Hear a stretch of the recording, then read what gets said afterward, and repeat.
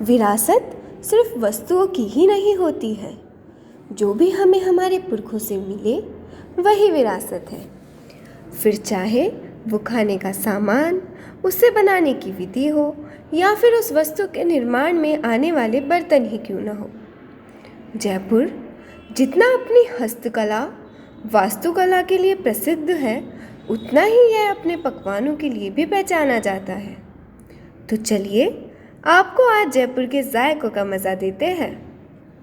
सबसे पहले यानी सुबह की चाय ना हो ये तो हो ही नहीं सकता। तो चलिए आज से करीब 60-70 साल पहले बनी साहू की चाय पीते हैं। यह चौड़ा रास्ता में स्थित है और आज तीसरी व चौथी पीढ़ी इसे संभाल रही है, पर आज भी वही स्वाद बरकरार है। इन्होंने बताया कि जो चाय में मसाला डालते हैं वो आज भी इन्हीं के घर में कुटता व पिसता है। कुछ 1-1.5 साल पहले तक तो भट्टी भी वही थी व चाय बनाने का बर्तन तो अब तक वही है। समय की मांग के साथ अब ये चाय मिट्टी के कुल्हड़ में देते हैं। चलते चलते एक और बात बताई कि दूध से रोज़ करीब 5-6 किलो मलाई निकलती है, उससे ये फ़ैन बनाते हैं। साहू की चाय के बाद अब हम चौड़ा रास्ता में ही स्थित एक सबसे पुरानी गजक की दुकान पर आ पहुँचे, ईश्वर जी गजक वाले। ये दुकान भी करीब 90 साल पुरानी है। यहाँ पर आज भी हाथ से कुटी हुई गजक मिलती है। सर्दियों में गजक रेवड़ी ना खाई तो क्या खाया। आजकल करीब 20 तरह की गजक व रेवड़ी मौजूद है, पर हाथ से बनी गजक गजब ढाती है। सुबह बनी गजक 12 बजे दिन तक ख़त्म, फिर दिन में बनी शाम तक सफा चट। अरे ये क्या, ये कौन सी दुकान है गजक वाले के पास? हाथ से बनाया गया माखन है शायद। जी हाँ, ये है जीडी मक्खन वाले।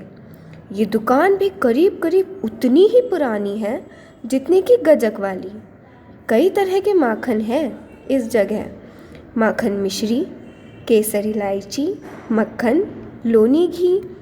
देखते ही मुंह में पानी आ गया। यहाँ की लस्सी भी बड़ी प्रसिद्ध है। मीठा मुंह होते ही याद आई चुरुकों के रास्ते में स्थित पेड़ी वाला कचौरी वाली की। यह भी करीब 80-90 साल पुरानी दुकान है। यहाँ की खासियत है जयपुर में सिर्फ यही हींग की कचौरी दही के साथ खिलाते हैं।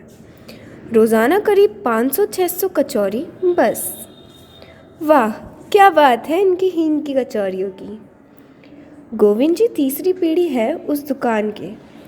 आज भी इनके साथ एक कारीगर इनके पिताजी के समय से है, यानी करीब 40 साल से। भाई तो स्वाद तो वही होगा ना। यहाँ पर आज करीब 10-15 तरह के नमकीन व मिश्री मावा बनता है। दूध जैसा कि गोविंद जी ने बताया इनके फार्म से ही आता है। कचौरी वाले से अब हम चले सौध्या हलवाई की तरफ, जो कि लालजी सांड के रास्ते में स्थित है। यह करीब 250 साल पुरानी दुकान है, यानी जयपुर की सबसे पुरानी मिठाई की दुकान। यह अपने मोहन थाल, थाल की बर्फी व मोटे मावे के लिए प्रसिद्ध है। स्वाद इतना गजब कि हमारे पूर्व प्रधानमंत्री अटल बिहारी जी जब भी जयपुर से कोई उनसे मिलने जाता तो पूछते, भाई सौदिया से थाल की बर्फी लाए हो या नहीं? नहीं तो तुम्हारी दिल्ली तक की यात्रा व्यर्थ गई। हम सब तो वहाँ की पुरानी भट्टी व बर्तनों को देखकर ही आश्चर्यचकित थे। आज भी यह दुकान 5वीं-6ठी पीढ़ी चला रही है। अभी सफ़र यही नहीं ख़त्म हुआ है दोस्तों। जब तक महावीर रबड़ी वाले की बात ना हो, जयपुर के इस खाने के सफ़र को अधूरा ही मानो। जी हाँ, तो अब हम चले रबड़ी चखने। रबड़ी का नाम सुनते ही सबके मुंह में पानी आ जाता है, और जब महावीर जैसी स्वादिष्ट और शुद्ध रबड़ी हो तो हम खुद को रोक ही नहीं पाते। यह दुकान भी 60-70 साल पुरानी है। अब हम अपना सफ़र ख़त्म करते हैं संपत हलवाई के। जयपुर में सबसे पहले इन्होंने ही आलू की कचौरी बनाई थी। जब हम वहाँ पहुँचे तो हमने उस दुकान के मालिक से बात की और उन्होंने हमें एक बड़ी प्यारी बात बोली कि हम ग्राहक को अपना दर्पण मानते हैं और हम अपने दर्पण पर कभी दाग नहीं लगने देते। तो देखा आपने, स्वाद के साथ साथ हमने संस्कार भी सीख लिए।